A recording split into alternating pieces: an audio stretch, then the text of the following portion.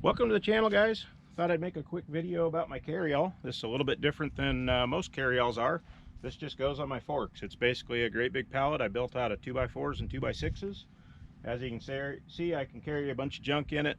I'm still able to tow my log splitter around. I can still tow anything else or use the box scraper on the tractor, and I still have that weight behind me.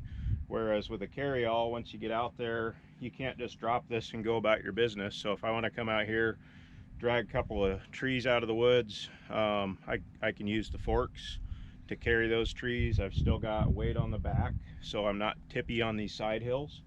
And I can set all this stuff out and just have kind of a central tool area. That way I don't have stuff hanging out here and there, bouncing out of the tractor when I'm doing loader work.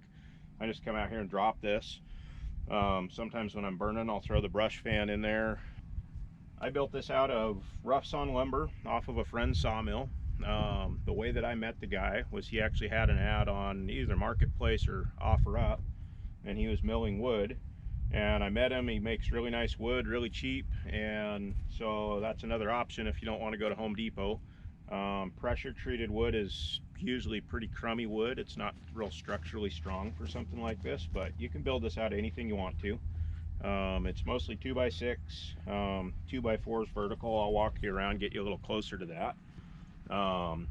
So you don't have to go buy the kit to put it on the 3-point on the back of your tractor and then kind of stuck with that. I've got a lot of side hills, so I like to keep my weight on the back. I've got weighted tires, but that box scraper adds a lot of weight to the tractor and keeps it steady.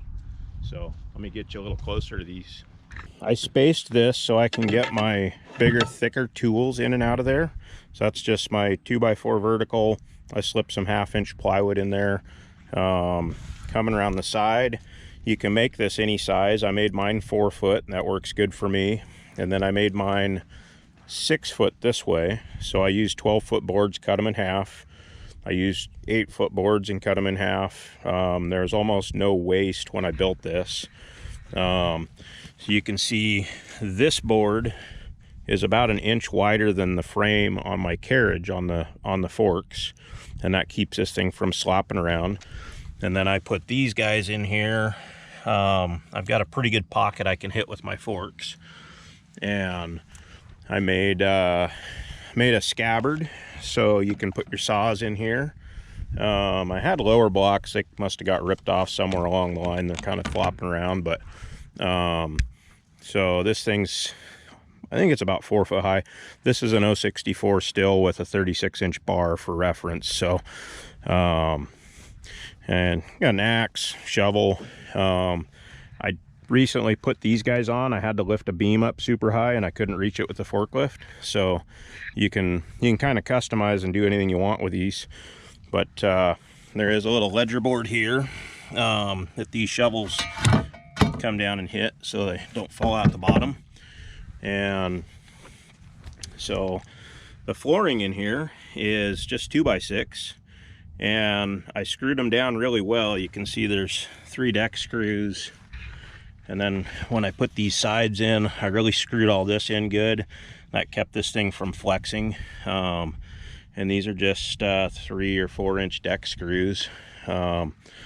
You could put a bar across the front. I really don't. When I stack firewood in it, I just stack the first row and throw the rest in, and I can haul quite a bit of wood in this thing.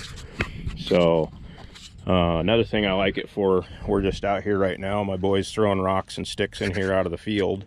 And you know, I've got gas cans and ammo can for chains and bar wrench and what, you know, just about anything you want, you just throw it in there. You're finding sticks. That one won't come out.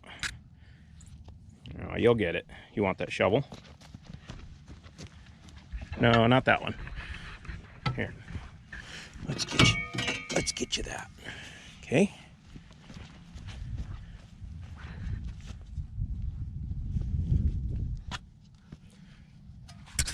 There you go. You gonna put it in here? Good job.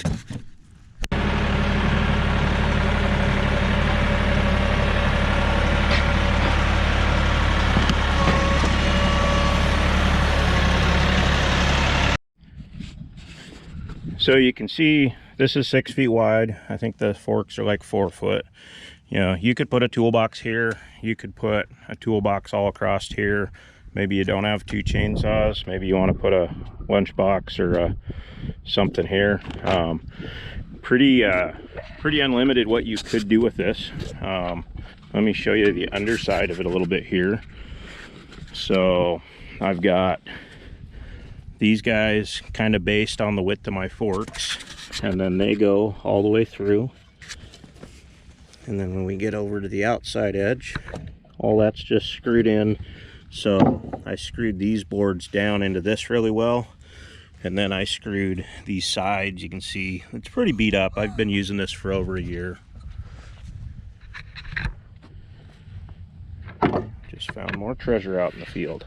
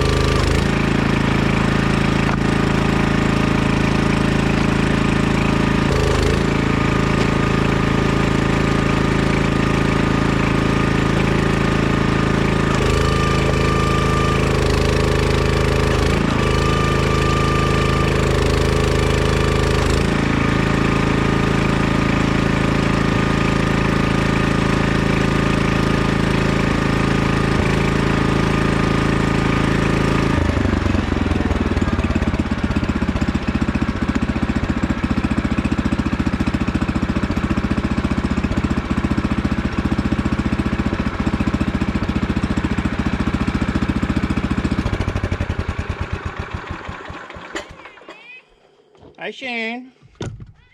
Oh, I'm going to dump this wood out. Why? Because it's full. And it looks heavy.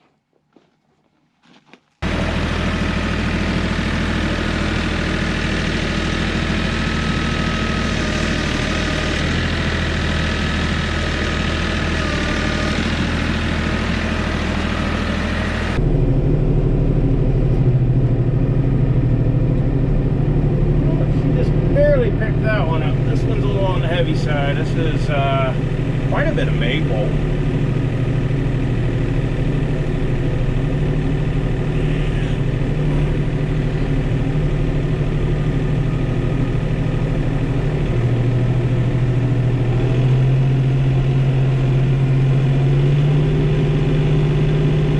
I'll run out here and dump this one. Load number 4. So, a pretty good little dent in the firewood pile over there.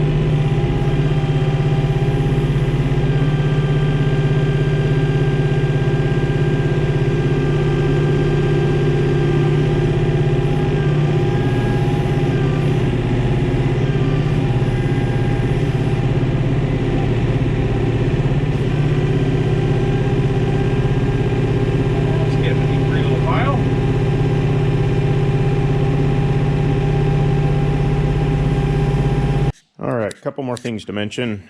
You could certainly put caster wheels under this thing, and then when it's in the shop, you could push it around wherever you wanted it. This strap here, all this does is keep this from sliding off the forks when I'm dumping stuff out of it. And that's just a tree saver and a soft shackle. About 100 ways you could do that. So it is currently the next morning, and one thing I like about this unit is I just brought this in here last night and dropped it, and I'm heading back out to cut more firewood. So all I got to do is grab it and go. I don't have to reload all this stuff. I didn't rock any chains or anything, so I didn't even have to touch up a saw, and we're just going to head right back out and go to work. So I just want to touch on safety real quick. Anytime you're using something like this, or even your bucket or forks, be real careful that you're not holding stuff up higher than you need to. Keep your load close to the ground. I know my machine really well, so I'm comfortable doing all this stuff, but you know, if you're new to tractors, or if you've got a real small machine, or you're on a side hill, be real careful about getting stuff up too high, and be observant of the capacity of your machine and how much you're putting in the bucket or in a carryall or on your forks. Make sure you don't tip over. So with that, I'm going to wrap this one up. Thanks for watching, guys. Have a great day.